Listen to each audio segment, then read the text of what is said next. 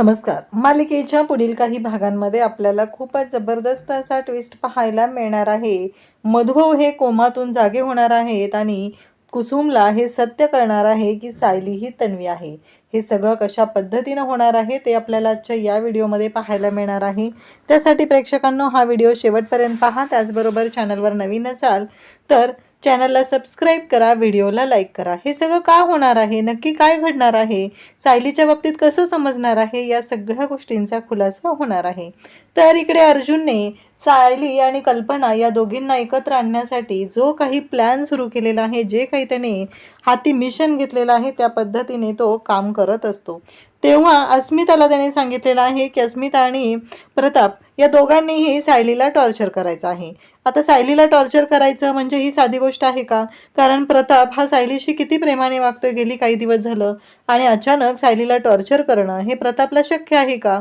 या गोष्टींचा विचार इकडे अर्जुन करतच नाहीये. तो फक्त एवढंच सांगतोय की मला एवढंच माहिती आहे की तुम्ही सायलीला टॉर्चर करायचं आहे तरच ममा आणि सायली एकत्र येतील. कसं आहे माहिती आहे का, ममाला तिने जर काही केलं तर ते वेगळं वाटतं, म्हणजे तिनं व्यवस्थित वागत नाहीये, पण जर सायलीशी दुसरं कोणी वाईट वागलं तर मात्र तिला त्रास होत आहे.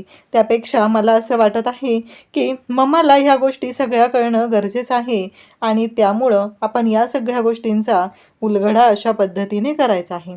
हे सगळं अर्जुनने सांगितलेलं असतं. इकडे प्रियाची आता नवीन नाटकं सुरू झालेली आहेत. प्रियाला एक वेगळाच त्रास होत आहे.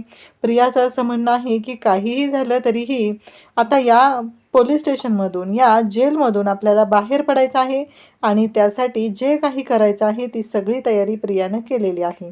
सगळा कांगावा करायचा, सगळ्यांशी चुकीच्या पद्धतीने वागायचं, सगळ्यांशी खोटं वागायचं, या सगळ्या गोष्टी प्रिया करत आहे.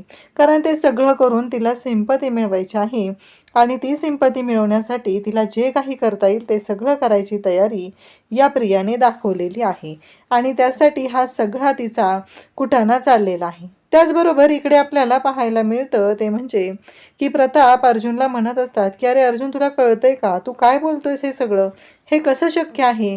कारण काहीही झालं तरीही या गोष्टी वाटतात तेवढ्या सोप्या नाहीत, त्यामुळं हे मला नाही वाटत की हे पॉसिबल असेल, असं इकडे अर्जुन बोलत असतो.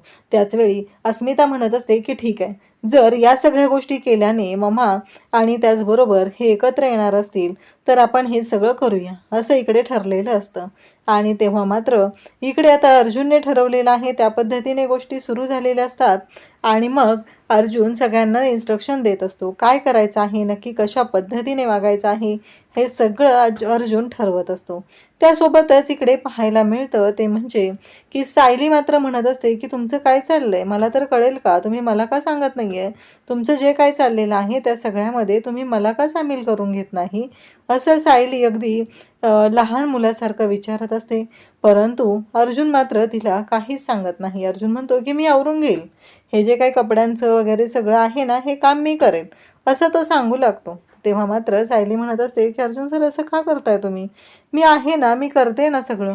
पण अर्जुनला मात्र कोणत्याच गोष्टी ऐकायच्या नसतात. अर्जुन मात्र नाही म्हणत असतो आणि तेव्हा मात्र इकडे पाहायला मिळतं ते म्हणजे अर्जुन जो आहे तो प्रतिमाला कॉल करतो आणि प्रतिमाला कॉल करून बोलावून घेतो. प्रतिमाला बोलावून तो हे सांगत असतो की प्रतिमा तू लवकरात लवकर ये, कारण जर तू लवकरात लवकर आलीस तरच ह्या सगळ्या गोष्टी सॉल्व्ह होणार आहेत. सायलीची साथ द्यायला कोणीतरी हवं आहे आणि त्यासाठी तू लवकर ये, असं अर्जुनने सांगितलेलं असतं. त्यासोबतच इकडे पाहायला मिळतं ते म्हणजे प्रियाला आता जेलमधून बाहेर पडून हॉस्पिटलमध्ये जायचं आहे, म्हणजे तिच्या डोक्यात वेगळा प्लॅन आहे आणि नेमका साक्षीने तिचा प्लॅन ओळखलेला आहे आणि साक्षीनेच आता प्रियाची वाट लावायचं ठरवलेलं आहे. प्रतिमात्या आता आलेली असते. अर्जुनने सांगितल्या पद्धतीने गोष्टी घडत असतात. प्रतिमात्या त्या पद्धतीने सगळं वागत असते आणि त्याचबरोबर हे जेव्हा घडत असतं तेव्हा मात्र अर्जुन तिथे असतो आणि कल्पनासुद्धा तिथे असते. अस्मिता सायलीवरती आरोप करत असते. परंतु हे सगळं जेव्हा घडत असतं तेव्हा मात्र आता सायलीला त्रास होत असतो. सायली म्हणत असते, अस्मिता ताई, तुम्ही तर माझ्याशी किती चांगलं वागत होता, मग अचानक हे सगळं काय झालेलं आहे, असं विचारल्यानंतर मात्र इकडे आता जेव्हा गोष्टी घडत असतात तेव्हा मात्र प्रताप पण सायलीवरती ओरडतो.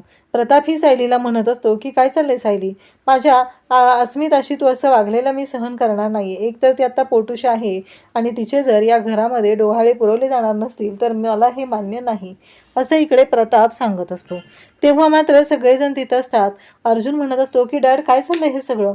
तेव्हा प्रताप डायरेक्ट म्हणत असतो की हे बघ अर्जुन, कसं आहे माहिती आहे का, मी सायलीची बाजू घेतो, मी सायलीबरोबर सायलीच्या पाठीशी खंबीरपणे उभा राहतो, पण जिथं सायलीचं चुकतंय तिथं मी तिची बाजू घेणार नाही, असं स्पष्टपणे प्रतापने सांगितल्यानंतर अर्जुनला मात्र धक्का बसलेला असतो. अर्जुन म्हणत असतो की हे सगळं काय चाललंय.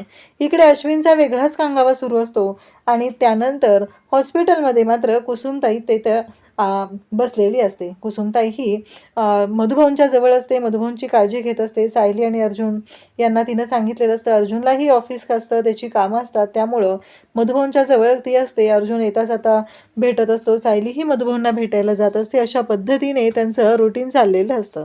त्याचबरोबर अर्जुन आता कुसुमताईकडे येतो. कुसुमताईला म्हणतो की तुमच्यासाठी टिफिन आणलेला आहे. कुसुमताई म्हणते काय झालं. अर्जुन सर कळलं का हो नक्की काय आता पुढचं. तेव्हा अर्जुन म्हणतो की मी शोधण्याचा प्रयत्न करतोय. त्याचबरोबर इकडे चैतन्य आता अर्जुनच्या मदतीला आलेला असतो. चैतन्याच्या मदतीने अर्जुन काही गोष्टी मिळत आहेत का ते पाहत असतो. कुसुमताईने सांगितलेलं असतं की तुम्ही एकदा आश्रमात जाऊन या दोघं जण तिथं गेल्यानंतर तुमच्या हाती आणखी काही गोष्टींचा उलगडा होईल आणि तुम्हाला कळेल की नक्की काय झालेलं आहे. अशा पद्धतीने चैतन्याने सांगितलेलं असतं, कुसुमताईने सांगितलेलं असतं. तेव्हा अर्जुन आणि त्याचबरोबर चैतन्य दोघंही ठरवतात की आपण आश्रमामध्ये जाऊया. इकडे नागराजला आता महिपत सांगत असतो. इकडे महिपतने आता साक्षीला बाहेर काढण्यासाठी एक वकील नेमलेला आहे आणि तो वकील वरच्या कोर्टात अपील करणार आहे आणि साक्षीला बाहेर काढणार आहे. हे सगळं ठरलेलं असतं. साक्षीला तो वकील भेटून आलेला असतो, त्यामुळे साक्षीला सुद्धा बरं वाटलेलं असतं. एक साक्षीच्या अंगात जी एनर्जी यायला पाहिजे ती सुद्धा आता आलेली असते आणि त्या पद्धतीने गोष्टी घडत असतात.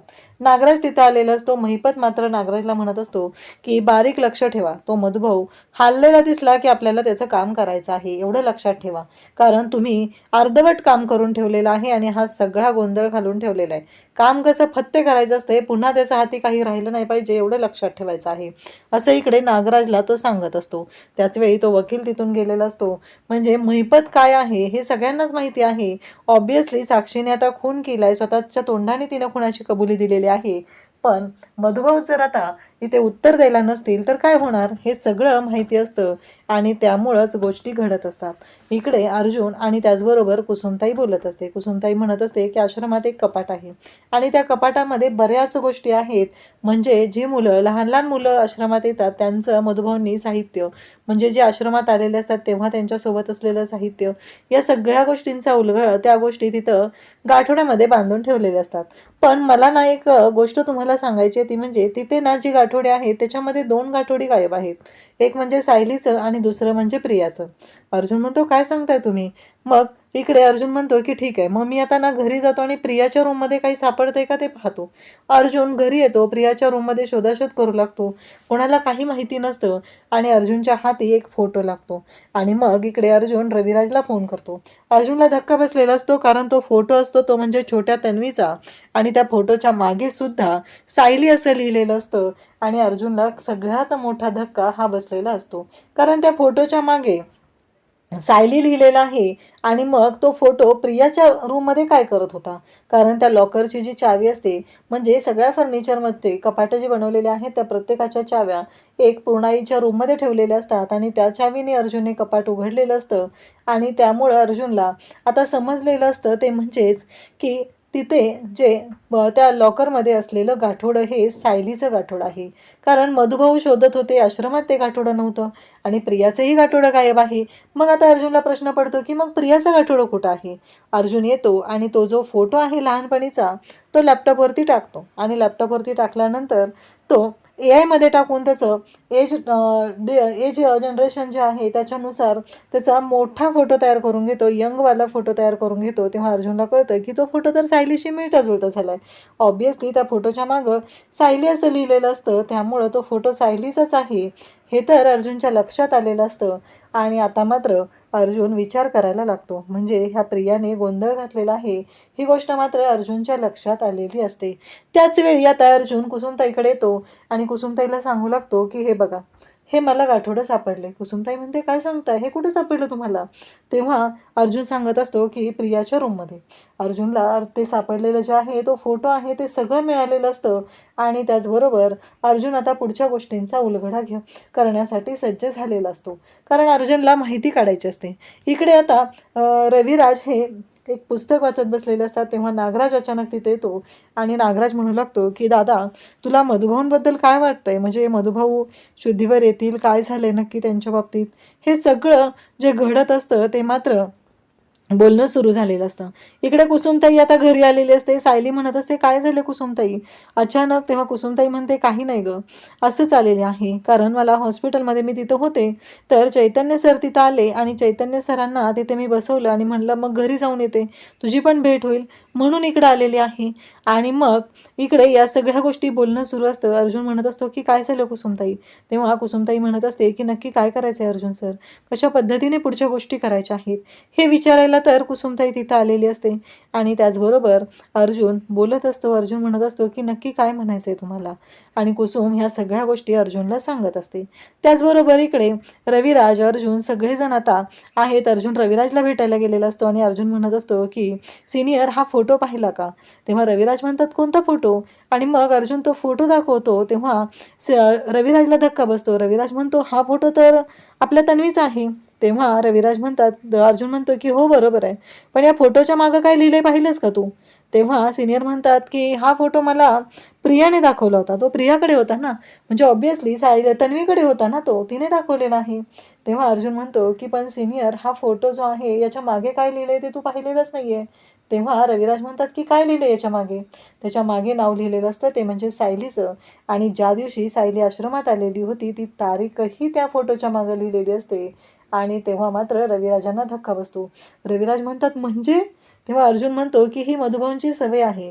जी मुलं ज्या तारखेला आश्रमात येतात त्या दिवशी त्यांचा फोटो काढला जातो, कारण त्यानंतर मुलं मोठी होतात, मुलांची चेहरेपट्टी बदलते आणि जर अचानक त्यांचे कोणी नातेवाईक आले तर लहानपणीचा फोटो जर दाखवला तर ओळखता यावा, यासाठी मधुभाऊंनी हे सगळं केलेलं होतं. तेव्हा रविराजांना धक्का बसतो. रविराज म्हणतात की काय सांगतोयस अर्जुन तू हे सगळं?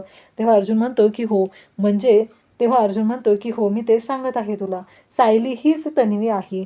हे ऐकल्यानंतर रविराजांच्या पायाखालची जमीन सरकते. त्यानंतर इकडे आपल्याला पाहायला मिळतं ते म्हणजे इकडे हे सगळं जेव्हा घडत असतं तेव्हा मधुभाऊ हे शुद्धीवरती यायला लागलेले असतात. मग नर्स कुसुमताईला बोलवायला येते. कुसुमताई आता मधुभाऊंकडे येते. डॉक्टरांनी चेकअप केलेलं असतं. मधुभाऊ कोमातून बाहेर आलेले असतात. कुसुमताई मधुभाऊंशी बोलत असते. मधुभाऊंना म्हणत असते की मधुभाऊ, सांगा ना, मला सांगा तुम्ही, काय झाले नक्की? सायलीचे कोण आहेत आई बाबा? कोण माझी मुलगी आहे सायली? कळलंय ना तुम्हाला, तिचे आई बाबा जिवंत आहेत? याच्या आधी तुम्हाला माहिती नव्हतं, पण आत्ताच तुम्हाला रिसेंटली हे सगळं कळलेलं, म्हणजे काही दिवसांपूर्वीच हे सगळं कळलेलं आहे. तेव्हा ती मधुभाऊंना म्हणत असते की मधुभाऊ, तुम्ही सांगा ना मला, नक्की काय आहे? असं ती बोलत असते. आणि तेव्हा मात्र मधुभाऊ बोलत असतात. मधुभाऊ म्हणत असतात की प्रिया तन्वी नाहीये, असं मधुभाऊ सांगतात. आणि सायलीचे आई बाबा जिवंत आहेत. तेव्हा कुसुम म्हणत असते की सांगा ना मधुभाऊ, कोण आहेत सायलीचे आई बाबा?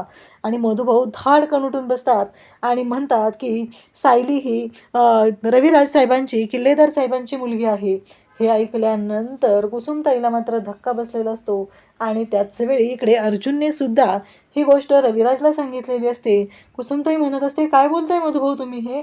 तेव्हा मधुभाऊ सांगतात की हो, मला माहिती आहे, कारण मी तो जो तन्वीचा फोटो आहे ना, तो फोटो त्या दिवशी सुभेदारांच्या घरी पाहिलेला होता. अन्नपूर्णा मॅडमच्या रूममध्ये तो फोटो होता आणि तो फोटो घेऊनच मी सगळ्यांना दाखवायला येत होतो.